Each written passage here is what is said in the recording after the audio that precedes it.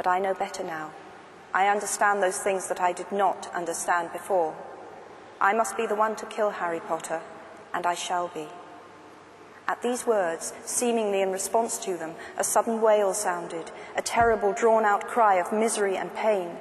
Many of those at the table looked downward, startled, for the sound had seemed to issue from below their feet. "Wormtail," said Voldemort, with no change in his quiet, thoughtful tone, and without removing his eyes from the revolving body above, "have I not spoken to you about keeping our prisoner quiet?" "Yes, my lord," gasped a small man halfway down the table, who had been sitting so low in his chair that it had appeared, at first glance, to be unoccupied. Now he scrambled from his seat and scurried from the room, leaving nothing behind him but a curious gleam of silver. "As I was saying," continued Voldemort, looking again at the tense faces of his followers, "I understand better now. I shall need, for instance, to borrow a wand from one of you before I go to kill Harry Potter."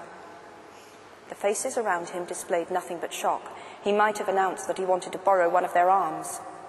"No volunteers?" said Voldemort. "Let's see. Lucius, I see no reason for you to have a wand any more." Lucius Malfoy looked up. His skin appeared yellowish and waxy in the firelight, and his eyes were sunken and shadowed. When he spoke, his voice was hoarse. "My lord?" "Your wand, Lucius. I require your wand." Malfoy glanced sideways at his wife.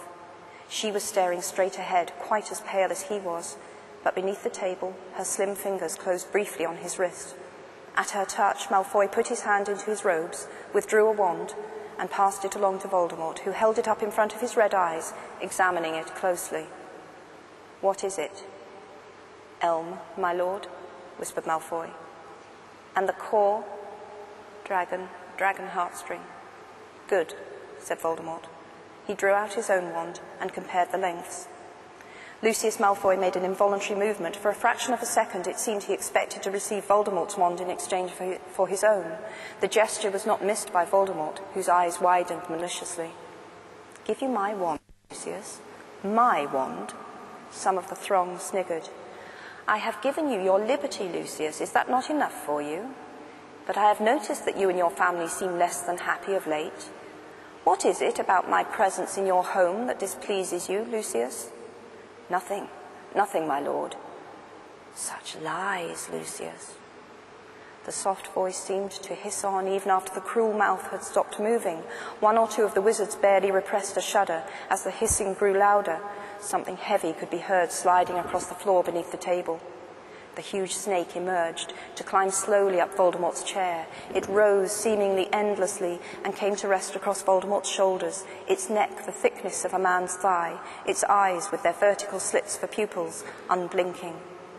Voldemort stroked the creature absently with long, thin fingers, still looking at Lucius Malfoy. "Why do the Malfoys look so unhappy with their lot?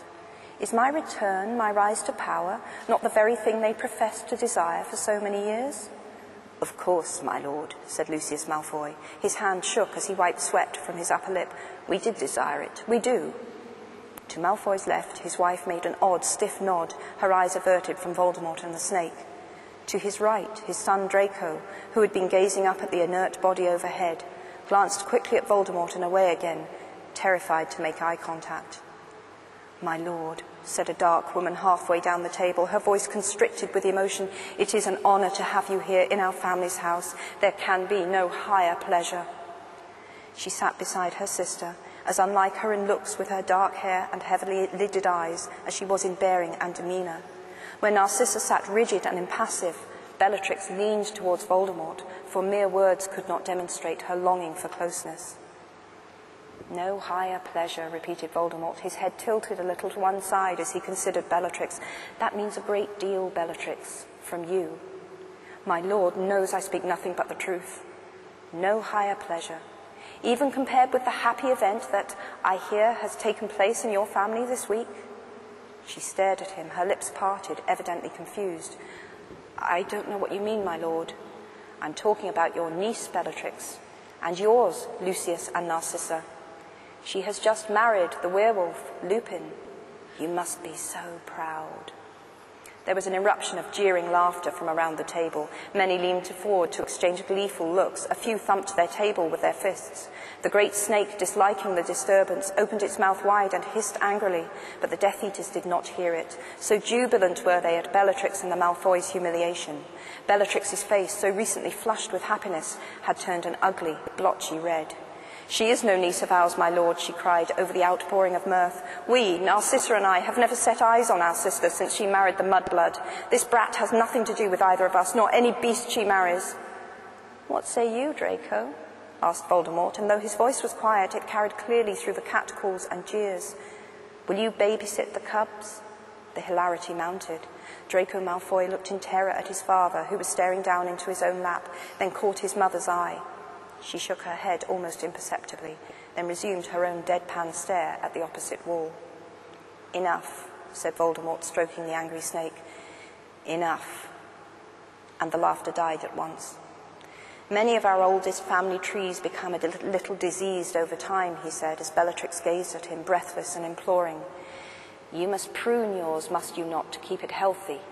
Cut away those parts that threaten the health of the rest." "Yes, my lord," whispered Bellatrix, and her eyes swam with tears of gratitude again, "at the first chance." "You shall have it," said Voldemort. "And in your family, so in the world, we shall cut away the canker that infects us, until only those of the true blood remain."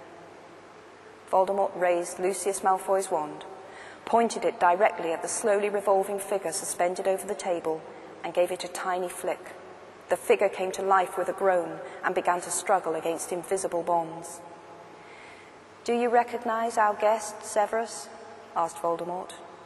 Snape raised his eyes to the upside-down face. All of the Death Eaters were looking up at the captive now, as though they had been given permission to show curiosity. As she revolved to face the firelight, the woman said in a cracked and terrified voice, "Severus, help me." "Ah, yes," said Snape, as the prisoner turned slowly away again. "And you, Draco?" asked Voldemort, stroking the snake's snout with his wand-free hand. Draco shook his head jerkily. Now that the woman had woken, he seemed unable to look at her any more. "But you would not have taken her classes," said Voldemort. "For those of you who do not know, we are joined here tonight by Charity Burbage, who, until recently, taught at Hogwarts School of Witchcraft and Wizardry." There were small noises of comprehension around the table. A broad, hunched woman with pointed teeth cackled. "Yes, Professor Burbage taught the children of witches and wizards all about muggles, how they are not so different from us." One of the Death Eaters spat on the floor. Charity Burbage revolved to face Snape again. "Severus, please, please." "Silence," said Voldemort, with another twitch of Malfoy's wand, and Charity fell silent as if gagged. Not content with corrupting and polluting the minds of wizarding children, last week Professor Burbage wrote an impassioned defence of mudbloods in the Daily Prophet. Wizards, she says, must accept these thieves of their knowledge and magic.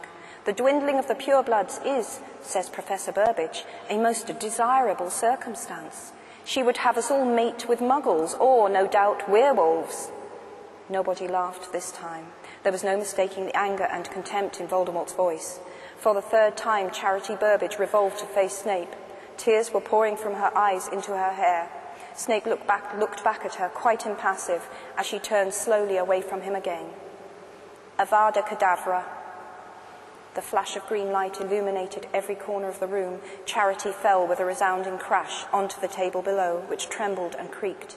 Several of the Death Eaters leapt back in their chairs. Draco fell out of his onto the floor. "Dinner, Nagini," said Voldemort softly, and the great snake swayed and slithered from his shoulders onto the polished wood.